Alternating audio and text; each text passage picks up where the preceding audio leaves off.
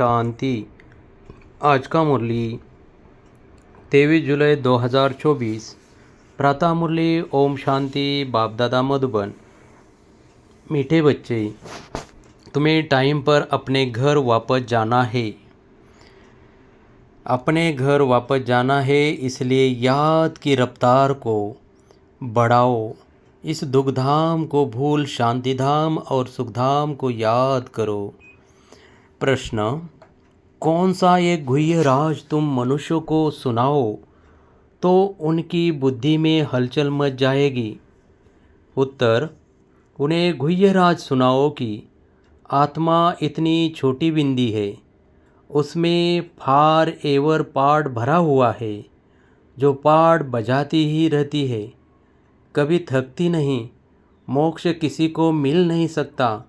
मनुष्य बहुत दुख देकर कहते हैं मोक्ष मिले तो अच्छा है, लेकिन अविनाशी आत्मा पाठ बजाने के बिना रह नहीं सकती।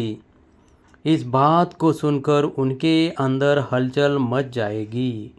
ओम शांति। मीठे मीठे रूहानी बच्चों को बाप समझाते हैं। यहाँ तो है रूहानी बच्चे, बाप रोज़ रोज़ समझाते हैं। बरोबर इस दुनिया में गरीबों को कितना दुख है। अभी यह फ्लड्स आदि होती है तो गरीबों को दुख होता है। उनके सामान आदि का क्या हाल हो जाता है। दुख तो होता है ना, अपार दुख है। साहूकारों को सुख है, परंतु वह भी अल्पकाल के लिए। साहूकार भी बीमार पड़ते हैं, मृत्यु भी बहुत होती है। आज फलाना मरा, आज यह हुआ, आज प्रेसिडेंट है, कल गद्दी छोड़नी पड़ती है। घेराव कर उनको उतार देते हैं। यह भी दुख होता है। बाबा ने कहा है, दुखों की भी लिस्ट निकालो, किस किस प्रकार के दुख है। इस दुखधाम में तुम बच्चे सुखधाम को भी जानते हो।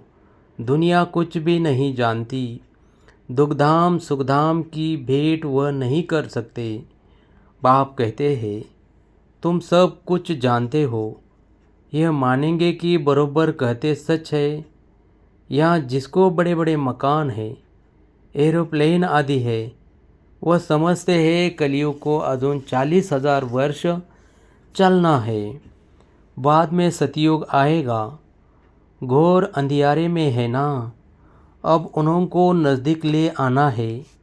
बाकी थोड़ा समय है। कहाँ लाखों वर्ष कहते हैं, कहाँ तुम 5,000 वर्ष सिद्ध कर बतलाते हो। ये 5,000 वर्ष के बाद चक्र रिपीट होता है। ड्रामा कोई लाखों वर्ष का थोड़ी होगा। तुम समझ गए हो, जो कुछ होता है वो 5,000 वर्ष में होता है। तो यहाँ दुखधाम में बीमारियाँ आदि सब होती है। तुम तो मुख्य थोड़ी बातें लिख दो। स्वर्ग में दुख का नाम भी नहीं। अब बाप समझाते हैं, मौत सामने खड़ा है। यह वही गीता का एपिसोड चल रहा है। ज़रूर संगम युग पर ही सतयुग की स्थापना होगी। बाप कहते हैं, मैं राजाओं का राजा बनाता हूँ, तो ज़रूर सतयुग का बनाएगा ना। बाबा अच्छी रीति समझाते हैं। अब हम जाते हैं सुखधाम। बाप को ले जाना पड़े। जो निरंतर याद करते हैं वही ऊंच पद पाएंगे। उसके लिए बाबा युक्तियाँ बतलाते रहते हैं। याद की रफ्तार बढ़ाओ। कुंभ के मेले पर भी टाइम पर जाना होता है। तुमको भी टाइम पर जाना है। ऐसे नहीं कि जल्दी जल्दी जाकर पहुँचेंगे। नहीं, यह जल्दी जल्दी करना अपने हाथ में नहीं है। यह तो है ही ड्रामा की नूंद। महिमा सारे ड्रामा की है। यहाँ कितने जीव जंतु आदि दुख देने वाले हैं। सतयुग में यह होते नहीं। अंदर ख्याल करना चाहिए, वहाँ यह होगा। सतयुग तो याद आता है ना। सतयुग की स्थापना बाप करते हैं। पिछाड़े में सारा नटशेल में ज्ञान बुद्धि में आ जाता है। जैसे बीज कितना छोटा, झाड़ कितना बड़ा है, वह तो है जड़ चीज़ें, यह है चैतन्य, इनका किसी को पता नहीं है। कल्प की आयु लंबी चौड़ी कर दी है। भारत ही बहुत सुख पाता है तो दुख भी भारत ही पाता है। बीमारियां आदि भी भारत में अधिक है। यहाँ मच्छरों सदृश मनुष्य मरते हैं क्योंकि आयु छोटी है। यहाँ के सफाई करने वाले और विलायत के सफाई करने वालों में कितना फ़र्क है। विलायत से सारी इन्वेंशन यहाँ आती है। सतयुग का नाम ही पैराडाइज है। वहाँ सब सतोप्रधान है। तुमको सब साक्षात्कार होंगे। यह है अब संगम युग, जबकि बाप बैठ समझाते हैं, समझाते रहेंगे, नई नई बातें सुनाते रहेंगे। बाप कहते हैं दिन प्रतिदिन गुह्य गुह्य बातें सुनाता हूँ। आगे थोड़े ही पता था बाबा इतनी बिंदी है, उनमें सारा पाठ भरा हुआ है। फॉर एवर तुम पाठ बजाते आए हो। तुम किसी को भी बताओ तो बुद्धि में कितनी हलचल हो जाएगी कि यह क्या कहते हैं। इतनी छोटी बिंदी में सारा पाठ भरा हुआ है। जो बजाते ही रहते हैं, कब थकते नहीं हैं, किसी को भी पता नहीं। अभी तुम बच्चों को समझ पड़ती जाती है कि आधा कल्प है सुख, आधा कल्प है दुख। बहुत दुख देख करके ही मनुष्य कहते हैं इसे तो मोक्ष पा ले। जब तुम सुख में शांति में होंगे, वहाँ थोड़ी ही ऐसे कहेंगे ये सारी नॉलेज अभी तुम्हारी बुद्धि में है। जैसे बाप बीज होने कारण उसके पास सारे झाड़ की नॉलेज है। झाड़ का मॉडल रूप दिखाया है, बड़ा थोड़ी ही दिखा सकते। बुद्धि में सारी नॉलेज आ जाती है तो तुम बच्चों की कितनी विशाल बुद्धि होनी चाहिए, कितना समझना पड़ता है। फलाने फलाने इतने समय बाद फिर आते हैं पाठ बजाने। यह कितना बड़ा ह्यूमेज ड्रामा है। यह सारा ड्रामा तो कभी कोई भी देख भी न सके, इम्पॉसिबल है। दिव्य दृष्टि से तो अच्छी चीज़ देखी जाती है। गणेश हनुमान यह सब है भक्ति मार्ग की, परंतु मनुष्य की भावना बैठी हुई है तो छोड़ नहीं सकते। अब तुम बच्चों को पुरुषार्थ करना है। कल्प पहले मिसल पद पाने के लिए पढ़ना है। तुम जानते हो पुनर्जन्म तो हर एक को लेना ही है। सीढ़ी कैसे उतरे है यह तो बच्चे जान गए हैं। जो खुद जानते हैं वह औरों को भी समझाने लग पड़ेंगी। कल्प पहले भी यही किया होगा। ऐसे ही म्यूजियम बनाकर कल्प पहले भी बच्चों को सिखाया होगा। पुरुषार्थ करते रहते हैं, करते रहेंगे। ड्रामा में नूंद है, ऐसे तो ढेर हो जाएंगे। गली गली घर घर में यह स्कूल होगा। है सिर्फ धारणा करने की बात। बोलो तुम्हारे दो बाप है, बड़ा कौन ठहरा? उनको ही पुकारते हैं रहम करो, कृपा करो। बाप कहते हैं मांगने से कुछ भी नहीं मिलेगा। हमने तो रास्ता बता दिया है। मैं आता ही हूँ रास्ता बताने। सारा झाड़ तुम्हारी बुद्धि में है। बाप कितनी मेहनत करते रहते हैं। बाकी बहुत थोड़ा टाइम बचा है।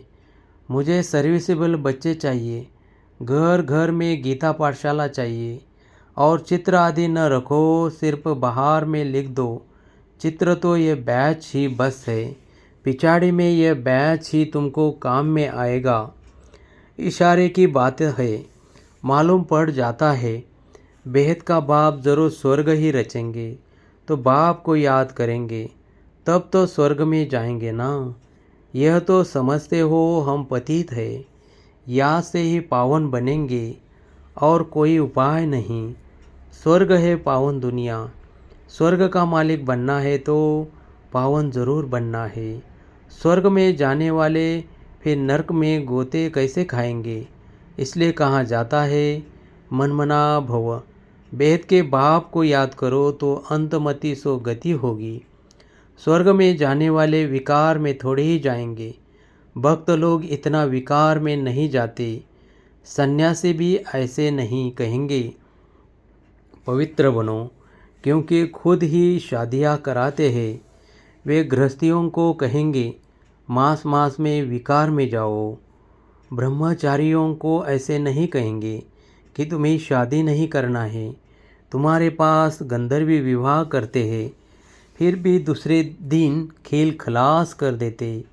माया बहुत कशिश करती है, तो भी पवित्र बनने का पुरुषार्थ इस समय ही होता है। फिर है प्रारब्ध। वहाँ तो रावण राज्य ही नहीं, क्रिमिनल ख्यालात ही नहीं होती। क्रिमिनल रावण बनाता है, सिविल शिव बाबा बनाते हैं। यह भी याद करना है। घर घर में क्लास होगा तो सब समझाने वाले बन पड़ेंगे। घर घर में गीता पाठशाला बनाए घर वालों को सुधारना है। ऐसे वृद्धि होती रहेगी। साधारण और गरीब वह जैसे हम जिन्स ठहरे। बड़े बड़े आदमियों को छोटे छोटे आदमियों के सत्संग में आने में भी लज्जा आएगी, क्योंकि सुना है ना, जादू है, भाई बहन बनाती है। अरे यह तो अच्छा है ना। गृहस्थी में कितने झंझट होते हैं, फिर कितना दुखी होते हैं। यह है ही दुख की दुनिया। अपार दुख है, फिर वहाँ सुख भी अपार होगा। तुम कोशिश करो लिस्ट बनाने की। 25-30 मुख्य मुख्य दुख की बातें निकालो। बेहद के बाप से वर्षा पाने के लिए कितना पुरुषार्थ करना चाहिए। बाप इस रथ द्वारा हमको समझाते हैं। ये दादा भी स्टूडेंट है, देहधारी सब स्टूडेंट है। टीचर पढ़ाने वाला है विदेही, तुमको भी विदेही बनाते हैं। इसलिए बाप कहते हैं शरीर का भान छोड़ते जाओ। ये मकान आदि कुछ भी नहीं रहेगा, वह सब कुछ नया मिलना है। पिछाड़ी में तुमको बहुत साक्षात्कार होंगे, यह तो जानते हो। उस तरफ विनाश बहुत हो जाएगा एटॉमिक बॉम्ब से। यहाँ के लिए है रक्त की नदियाँ, इसमें टाइम लगता है। यहाँ का मौत बड़ा खराब है। ये अविनाशी खंड है। नक्शे में देखेंगे हिंदुस्तान तो एक जैसे कोना है। ड्रामा अनुसार यहाँ उनका असर आता ही नहीं है। यहाँ रक्त की नदियाँ बहती है। अभी तैयारियाँ कर रहे हैं। हो सकता है पिछाड़ी में इनको बॉम्ब्स भी लोन देंगे। बाकी वह बॉम्ब्स जो फेंकने से ही दुनिया ख़त्म हो जाए, वो थोड़े ही लोन पर देंगे, हल्की क्वालिटी के देंगे। काम की चीज़ें थोड़े किसी को दी जाती है।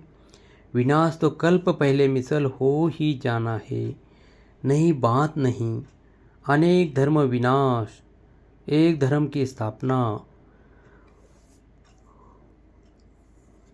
भारत खंड कभी विनाश को नहीं पाता है। कुछ तो बचने ही है। सब मर जाए फिर तो प्रलय हो जाए। दिन प्रतिदिन तुम्हारी बुद्धि विशाल होती जाएगी। तुमको बहुत रिगार्ड रहेगा। अभी इतना रिगार्ड थोड़ी ही है। तब तो कम पास होते हैं, बुद्धि में आता नहीं है। कितनी सजाएं खानी पड़ेगी, फिर आएंगे भी देरी से। गिरते हैं तो फिर की कमाई चट हो जाती है। काले के काले बन जाएंगे, फिर वह खड़े हो न सके। कितने जाते हैं, कितने जाने वाले हैं भी है, खुद भी समझ सकते हैं।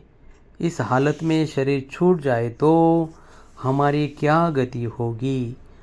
समझ की बात है ना। बाप कहते हैं तुम बच्चे हो, शांति स्थापन करने वाले। तुम्हारे में ही अशांति होगी तो पद भ्रष्ट हो जाएगा। किसी को भी दुख देने की दरकार नहीं है। बाप कितना प्यार से सबको बच्चे बच्चे कहकर बात करते हैं। बेहद का बाप है ना। सारी दुनिया की इसमें नॉलेज है, तब तो समझाते हैं। इस दुनिया में कितने प्रकार के दुख है। ढेर दुख की बातें तुम लिख सकते हो।